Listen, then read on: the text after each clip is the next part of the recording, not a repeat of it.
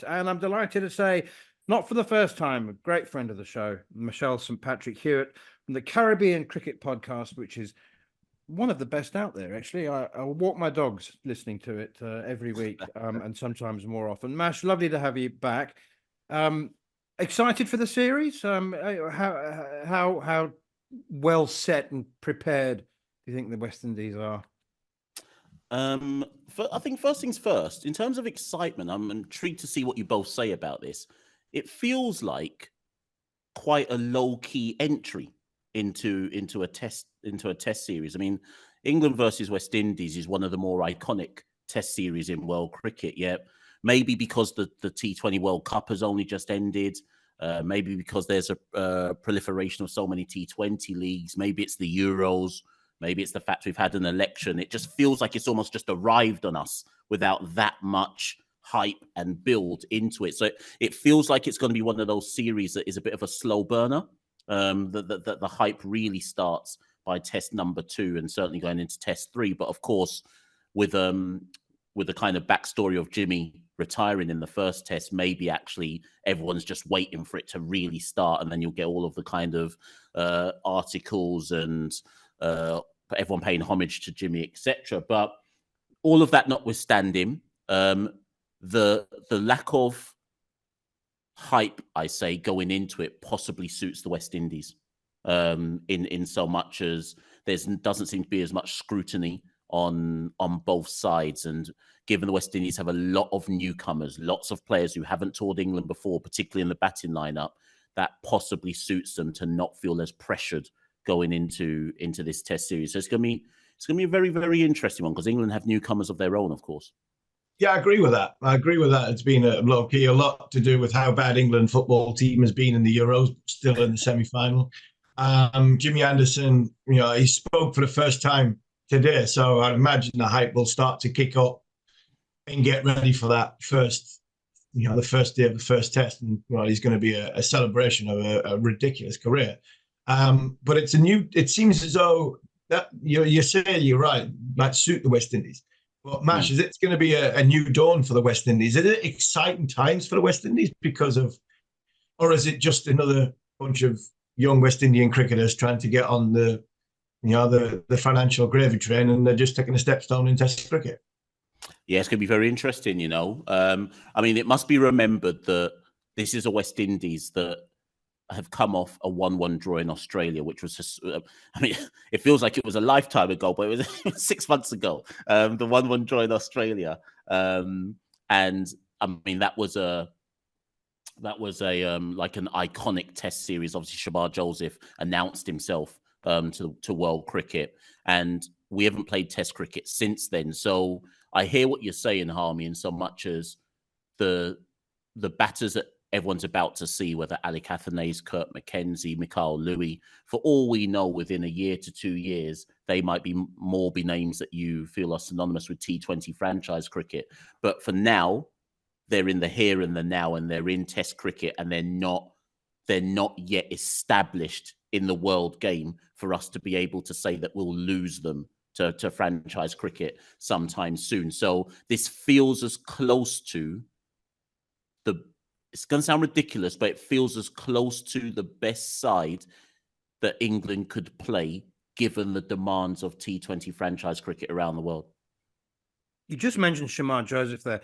And I remember, I mean, when the West Indies arrived in Australia 6 months ago, there was a kind of ho-hum sort of attitude. And, most of the rest of the world thought that Australia would roll them over. And the results for the West Indies test side haven't been great for a whole number of years now. But suddenly, Shamar Joseph did what he did. They won in Brisbane.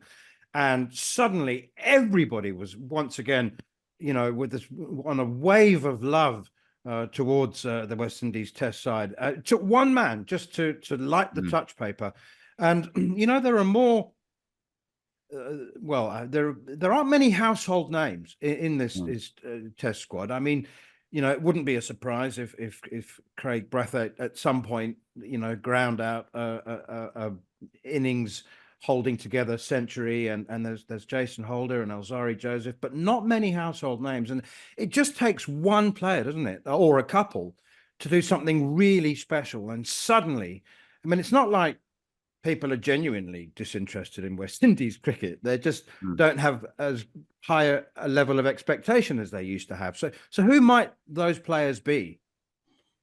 I mean, Shamar Joseph, unfortunately, due to circumstances outside of his control, only arrived, as I understand it, yesterday. So over the weekend. So even there's a subplot there of will he even be ready to play at Lords? I hope he is. I think the world's excited to see if Shamar can follow up what happened in Australia, in England.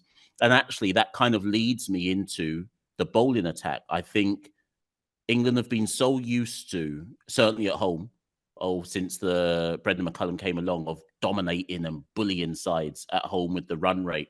And it's going to be very interesting to see how our bowling attack goes. It's certainly capable. Alzari Joseph, Shamar Joseph, Jaden Seals, up until this test series, I think was the top wicket taker in the second division for Sussex. And then, of course, Jason Holder. So there's a pace attack there that should at least ask some questions of England. And given I think there's even a subplot in, are England going to play the same way? Because actually we don't know. I don't even know anymore if England are committed to this notion of, well, we've just got to bat. We've got to bat fast. We've got to bat quickly. We've got to bat with excitement. So it's going to be very interesting to see how that batting, the kind of batting approach goes against our bowling attack, which, as it showed in Australia, can hold their own. So I'm intrigued to see how that goes. And then with the West Indian batters, and again, intrigued to see what you both say about it. England's bowling attack feels to me a bit light. It feels like it can be, famous last words, but it feels like it can be got at, right? But the problem, of course, is that we have a new batting lineup, which hasn't been exposed to English conditions. Louis not played here. Mackenzie's not played here. Athanase hasn't played here.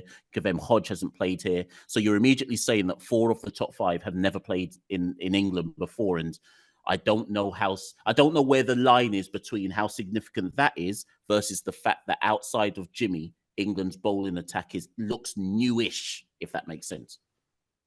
Yeah, the bowling attack is newish, but I think it's got a bit of pace. It's got what England are looking for. And you mentioned the top order of the West Indies, that not much experience.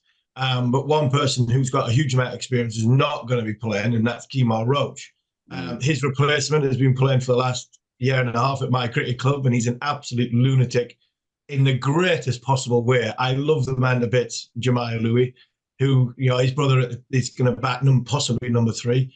How much Marshall's that experience. Jimmy's going to go after the first test, but not to have Kemar as well in the series does feel as though, the experience of the nous of Kemar Roach, just holding them all together along with Jason Holder, might have been what gave, for me, the glimmer of hope of the West Indies possibly beating England.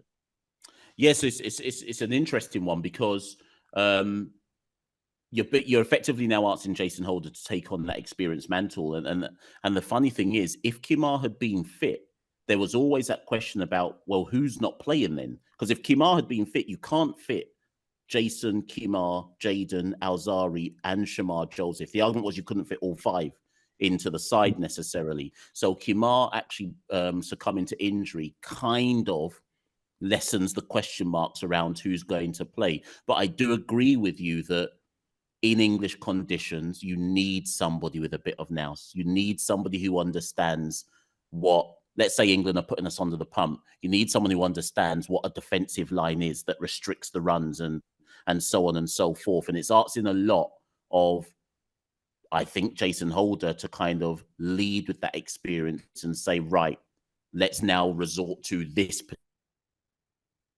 particular approach and so on and so forth. So it's going to be interesting to see how our bowling attack goes under pressure. And again, that's me making the assumption.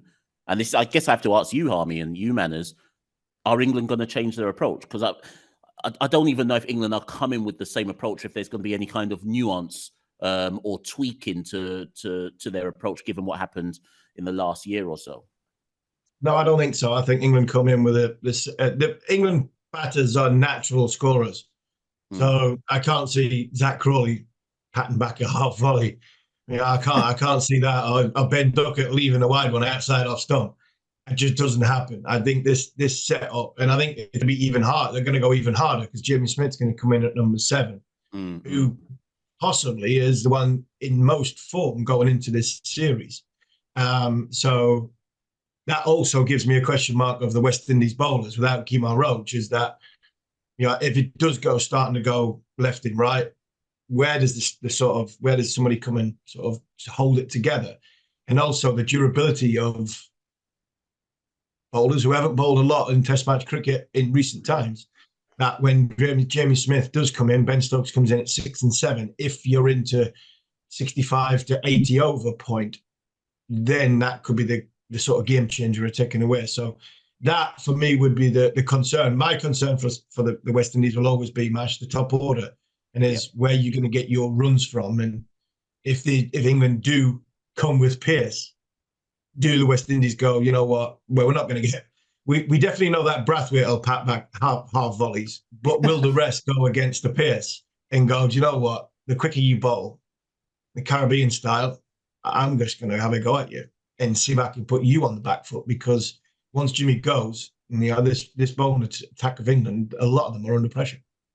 Yeah, and actually I can answer that because Tagenarine Chanderpaul, who was Craig Brathwaite's incumbent partner, Brathwaite and Chanderpaul were very much, let's see off the new ball. And if it means by lunch, West Indies are only 42 without loss, so be it. Now, Chanderpaul has been dropped and Machel Louis has come in. Machel Louis looks to get on with it. So you are definitely going to have a yin to the yang with Craig Brathwaite. Louis looks to get on with it. Kurt McKenzie is a counter-attacking batter who looks to get on with it. Even Ali Cathanes, you could argue, looks to get on with it. So it's going to be very interesting to see. And that's why I'm intrigued by yes, great, they're attacking batters, but they're playing the moving ball in England, and this is their first tour. And how much can you get away with your natural style in England, but at the same time, you can't just look to survive in England. So they're gonna have to try and find a happy medium between those two approaches. But it must be said, Harmy and Manners, when we went to Australia, everyone assumed we had no chance there as well. So I do just want to put that kind of caveat there that Mackenzie went to Australia and was our top run scorer. Athanaze went to Australia. Josh De Silva went to Australia. Givem Hodge went to Australia. And the argument in Australia was they've got no chance. They've never been to Australia before. How are they going to compete with the Australians? And as much as people say, oh, but Shamar Joseph took a 7 for 10 wickets in the Test match, it was down to him. That match we won at the Gabba, Josh De Silva and Givem Hodge in the batting had put together 100+ run partnership. So it wasn't just based off what Shamar Joseph did. They put up the runs to give Shamar Joseph the opportunity to bowl West Indies to a victory. So it's going to be interesting. I think these players almost relish the fact that they've been written off as, well, of course you can't compete. You've never been to England before. But sometimes, touch wood, sometimes that plays in your advantage because I doubt England know much about these batters, I guess is what I'm saying. Finally, Mash, 30-second answer. There was a big symposium, a meeting at the MCC in the long room over the weekend with the good, the great, the powerful, and some of the ugly leaders of world cricket, former players, CEOs. And there was a stark warning issued afterwards that the test playing nations could be reduced to 6 within 4 years. It's a story that we've been hearing, particularly with the West Indies, for the last 20 years.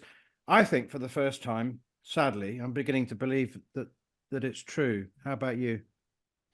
Yeah, I've seen the synopsis of that meeting, and if it is reduced to 6, we're one of the ones who aren't playing. That much is certain.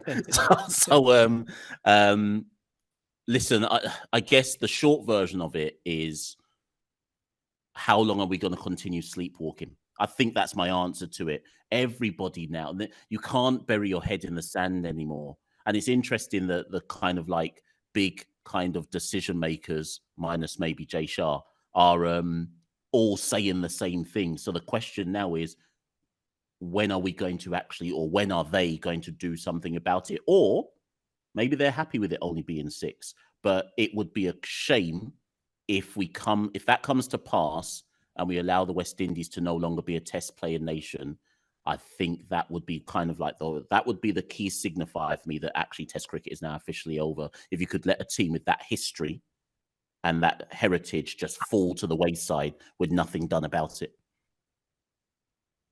Machel St Patrick Hewitt, brilliant to talk to you as always. And let's hope that doesn't come to be. But as I said, I'm not sure South Africa would be one of the 6. Actually, Bangladesh have got a population of 180 million, and they've got some financial clout that neither the West Indies nor South Africa have. So it's a very uncertain and worrying future. But for now, thanks, mate. Thanks for your time.